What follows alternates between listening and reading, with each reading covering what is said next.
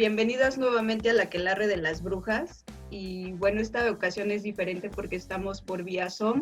Hoy nos encontramos con la licenciada en criminalística, Ana Luisa Ávila Islas. Les voy a dar una pequeña reseña de su carrera. Ella tiene diplomados en aplicación de derechos humanos, fue tallerista en investigación con perspectiva de género, cursos en derechos humanos y violencia, derechos humanos y género y prevención de la tortura. Y bueno, te damos la bienvenida, Ana. Espero que te encuentres muy bien. Y cuéntanos cómo te fue en este tiempo de la pandemia. Gracias por el espacio. Y como ser humano, fue un reto.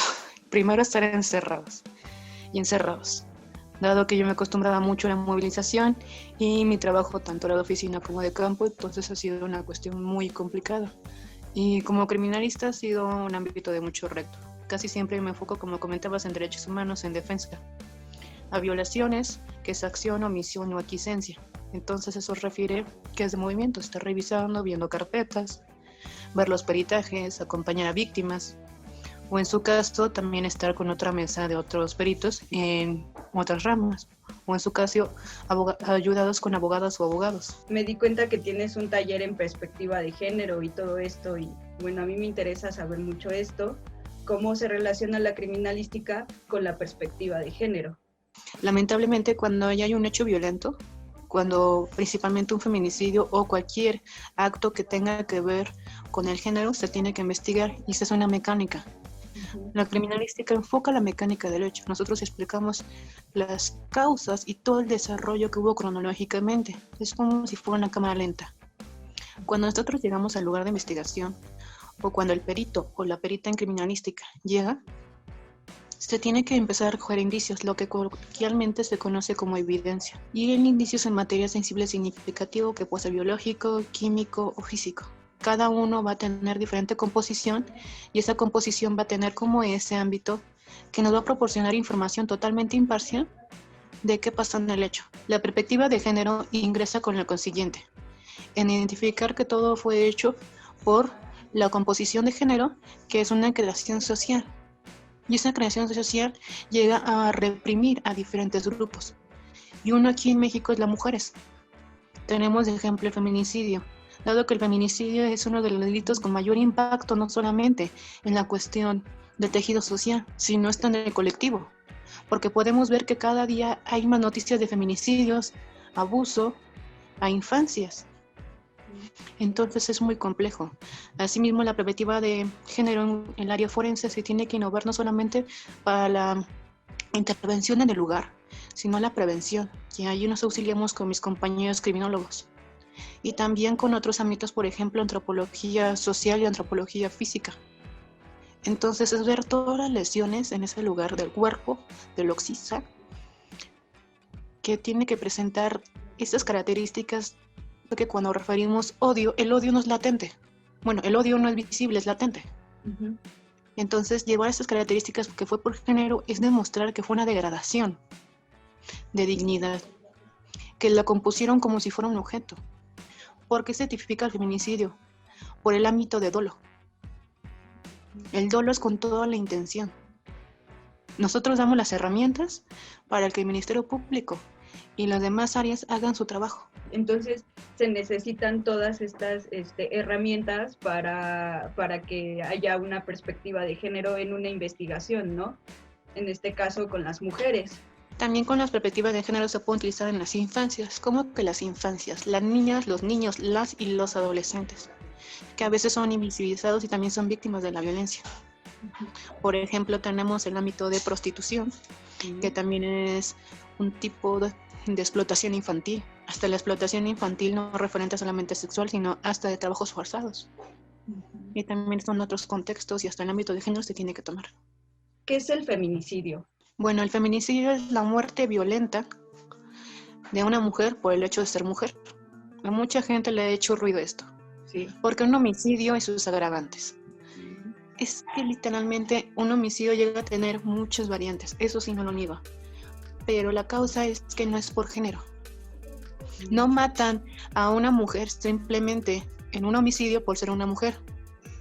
Puede tener otras vertientes, Pero la cuestión que llega a tener aquí de las muertes violentas de una mujer es debido a su género. Toda la construcción de estar como intentando disminuir el valor de la mujer, o todo el cuadrante de estereotipo que se ha llegado en el ámbito del género, que es una creación social, para intentar que en el ámbito patriarcalmente sea señalado como un objeto.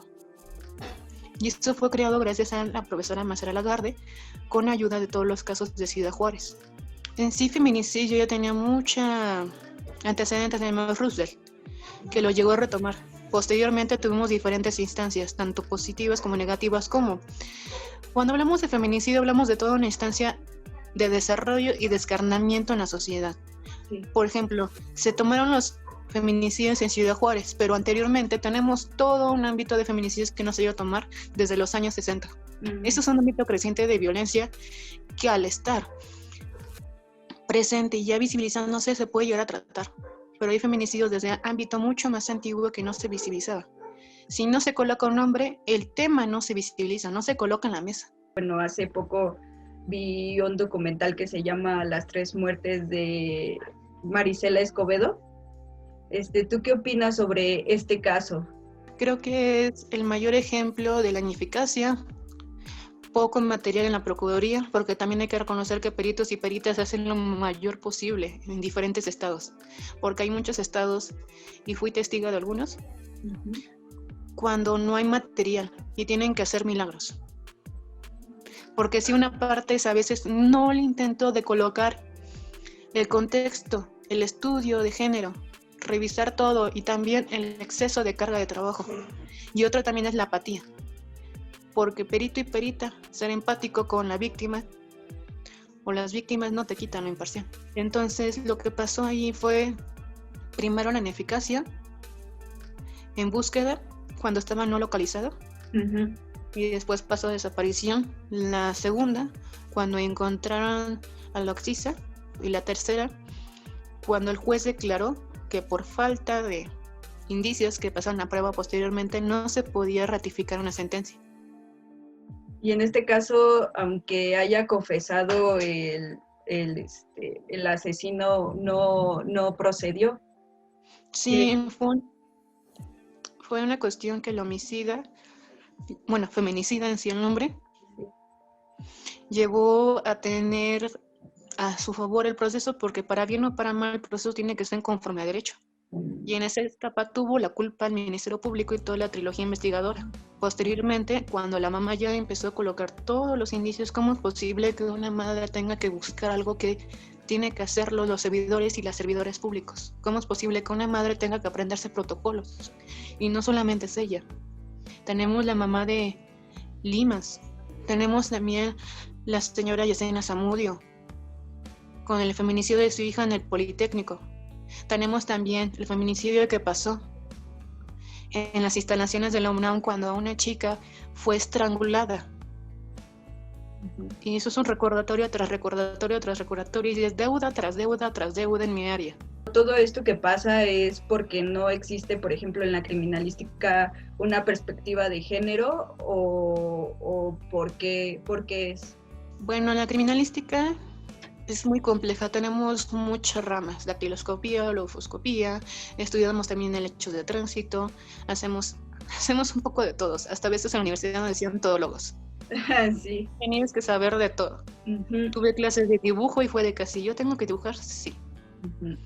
Entonces apoyamos a diferentes ramas. La cuestión es que sí hay género, hay protocolos, hay muchísimos. Tenemos, por ejemplo, en Hidalgo está el protocolo que ahorita se está innovando. Tenemos también uno de los primeros que fue el de Chihuahua. También tenemos el protocolo de la Fiscalía. La cuestión es llevarlos a cabo, que se visibilice. Y no solamente que los indicios presenten una perspectiva de género, que también se presente el ámbito sociológico, que se hagan peritajes sociales. No solamente es revisar la huella, no solamente es revisar que tenga una gota de sangre, sino revisar toda la violencia y los antecedentes. Porque eso no solamente va a ayudar a tipificar el feminicidio, sino también reconocer y hacer políticas públicas. Porque no solamente es investigar y condenar, es revisar el problema desde el fondo. Y este problema está creciendo cada día más. Y Estaba ya, leyendo con el punto de crítica, creció el 123% los feminicidios de 2015. 123. a veces me siento que estoy como en una zona de guerra, ¿sabes? Porque tengo que estarme cuidando. En sí eso se conoce como terrorismo interno.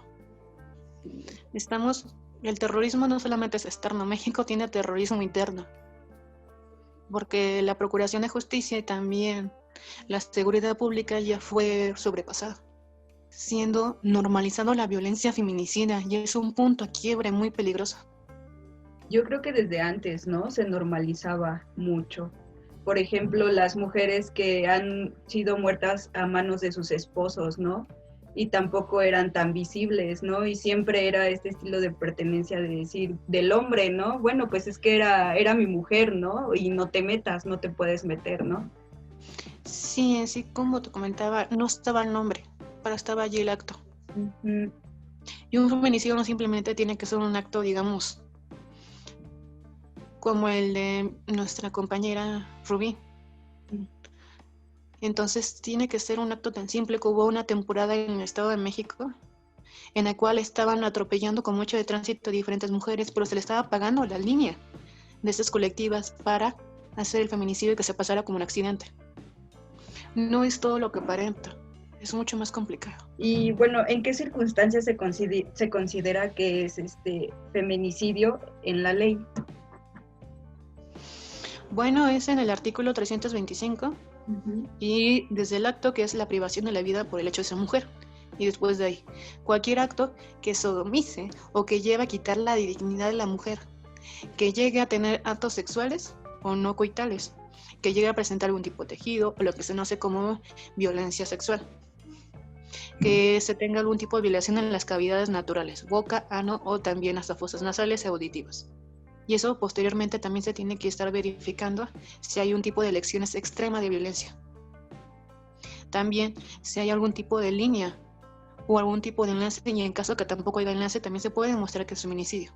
Porque mucha gente o hasta peritos y lamentablemente ministerios públicos que encuadran el delito pensaban que si no es novio o algún tipo de relación no es feminicidio. Claro que es feminicidio. Claro, sí.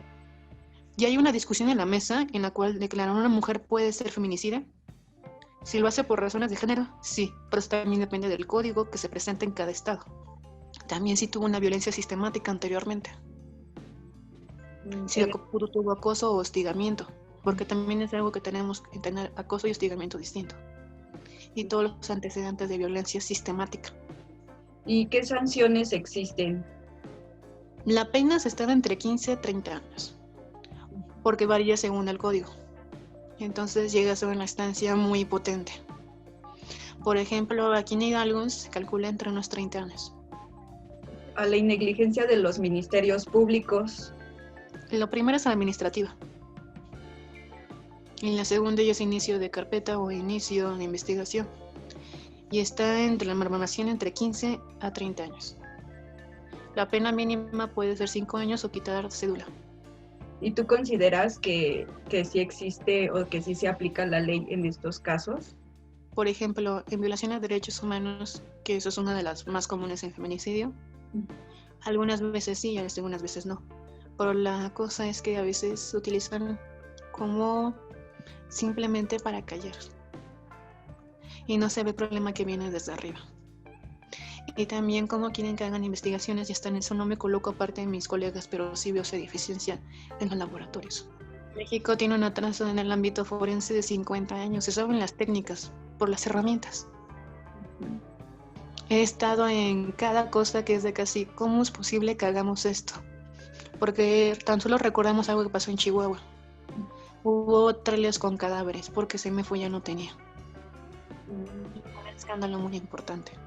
Eso también pasó en Guadalajara, ¿no? Sí. Por lo mismo de que ya no había espacios. Espacio. Sí, sí están atacando por todos los frentes de investigación. Y tampoco es humano que un perito atienda hasta 20, 30 casos al día. En estos casos, ¿cómo reparten su tiempo?